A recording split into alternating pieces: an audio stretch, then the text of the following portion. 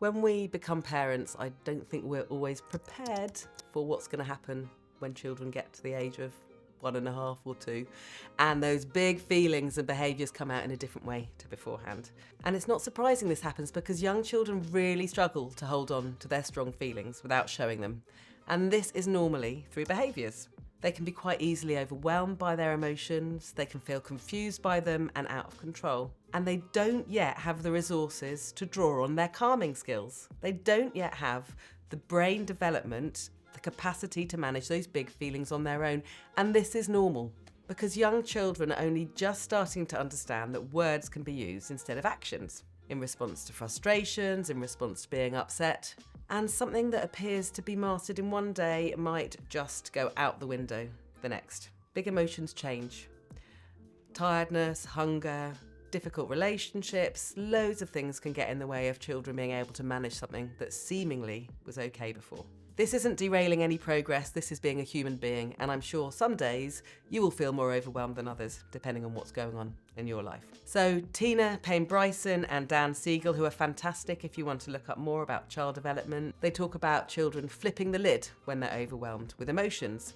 When children are overwhelmed, they can flip their lid, whereby the top parts of their brain sort of disconnect from the bottom. So their upper rational and lower reactive parts aren't really connected.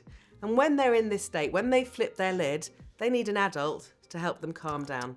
Their emotion overwhelms and they can't rationalise, they can only react.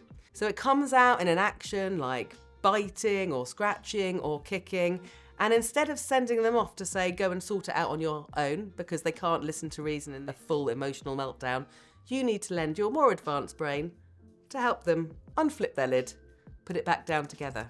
This is called co-regulation, where we help children understand and manage their feelings. And before they can develop the skills to do this themselves, we need to offer that for them.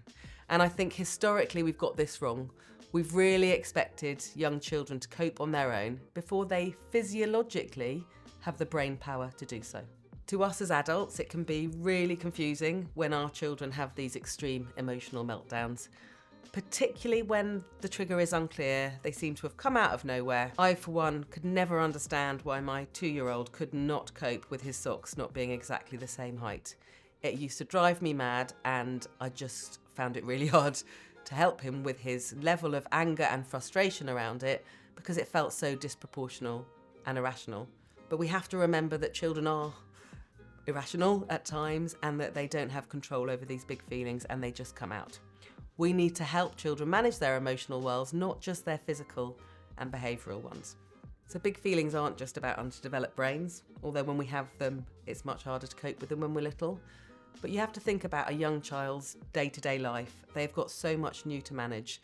They're learning about friendships, they're learning about being empathetic, they're developing a sense of right and wrong, they're trying to understand the importance of sharing, of taking turns.